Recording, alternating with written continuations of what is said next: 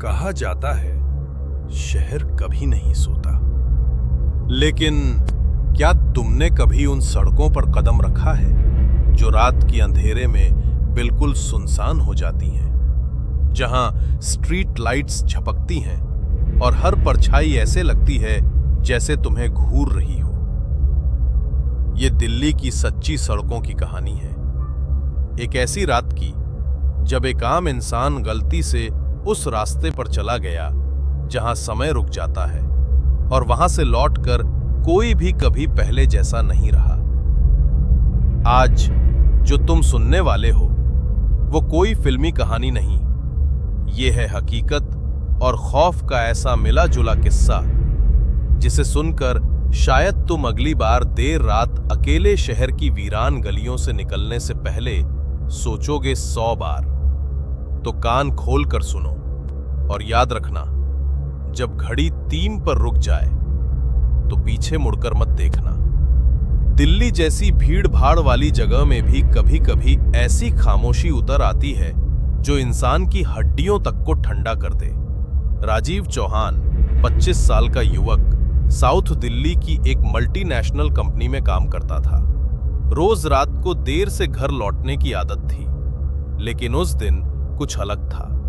Office का project खत्म करने में रात के 1:30 पर पहुंच गए। साथी सब पहले ही निकल चुके थे। राजीव जब पार्किंग में पहुंचा तो देखा चारों तरफ बिल्कुल सन्नाटा।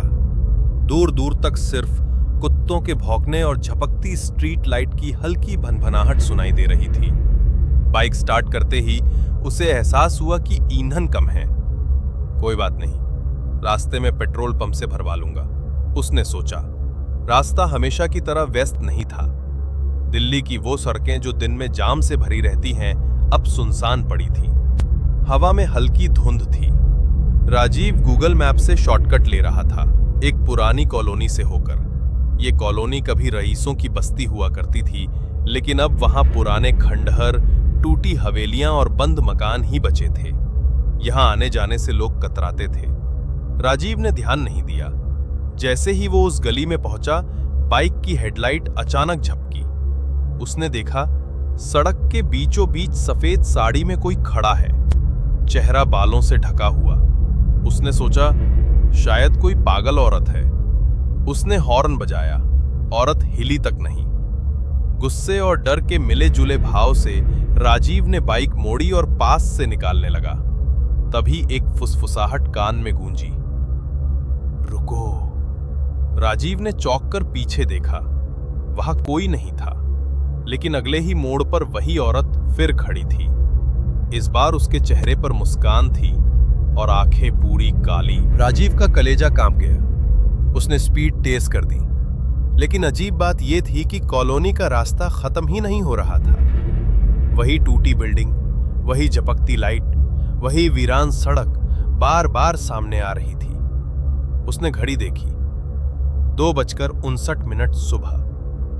मिनट की सुई वहीं अटकी हुई थी। अब वो समझ गया कि ये कोई साधारण जगह नहीं। बाइक अपने आप स्लो होने लगी, जैसे किसी ने पीछे से पकड़ लिया हो। राजीव ने बाइक गिराई और पैदल दौड़ने लगा। तभी एक जर्जर हवेली का दरवाजा अपने आप चरमरा कर खुल गया। अंदर से लाल रोशनी झलक रही थी। राजीव डर और थकान के बीच फंस गया। उसने सोचा थोड़ी देर अंदर रुक जाऊं। जैसे ही वो हवेली में दाखिल हुआ, दरवाजा जोर से बंद हो गया। अंदर धूल और बदबू से भरा था। दीवारों पर पुराने अखबार चिपके थे। राजीव ने टॉर्च जलाई। उन अखबारों में गुमशुदा लोगों की खबरें थीं और हर तस्वीर के चेहरे पर वही औरत की शक्ल उभर आई थी। अचानक ऊपर लकड़ी की सीढ़ियों पर फुटस्टेप्स थक ठक ठक की आवाज आई। राजीव ने ऊपर देखा। वही औरत खड़ी थी, लेकिन उसके हाथ पांव उल्टे थे। वो धीरे धीरे नीचे सरक रही थी। राजीव चिल्लाया और दरवाजा तोड़ने लगा। तभी पीछे से उसकी गर्दन पर ठंडी सांस महसूस हुई। ये इलाका मेरा है, तू क्यों आया? वो जोर से धक्का देकर भागा। दरवाजा टूटा और वो बाहर सड़क पर आ गिरा। लेकिन बाहर वही जगह थी जहां से वो हवेली में दाखिल हुआ था। वो भागा, रोया, चिल्लाया, मगर सड़क खत्म ही नहीं हो रही थी। हर बार घड़ी 2:59 पर रुक जाती। उसने एक टूटी गुड़िया सड़क किनारे देखी। जैसे ही उठाई, चारों तरफ से हजारों आवाजें गूंज उठी, छोड़ दे, छोड़ दे। राजीव ने गुड़िया फेंकी, आंखें बंद की। जब खोली तो देखा सुबह हो चुकी थी। लोग बाजार में घूम रहे थे। उसने राहत की सांस ली, बाइक उठाई और घर की तरफ चल दिया। लेकिन जब घर पहुंचा और जेब टटोली तो उसके हाथ में वही गुड़िया थी, खून से सनी। उसके बाद हर रात 3 बजे उसकी खिड़की पर सफेद साड़ी वाली औरत दिखाई देती। धीरे धीरे उसकी हालत बिगड़ने लगी। ऑफिस छोड़ दिया। मोहल्ले वालों ने बताया कि कई साल पहले उसी कॉलोनी में एक परिवार की बेरहमी से हत्या हुई थी और औरत की आत्मा अब भी वहां भटक रही है। कुछ हफ्तों बाद अखबार में खबर छपी, दिल्ली का युवक रहस्यमयी तरीके से लापता। उसके कमरे से सिर्फ खून सनी गुड़िया मिली।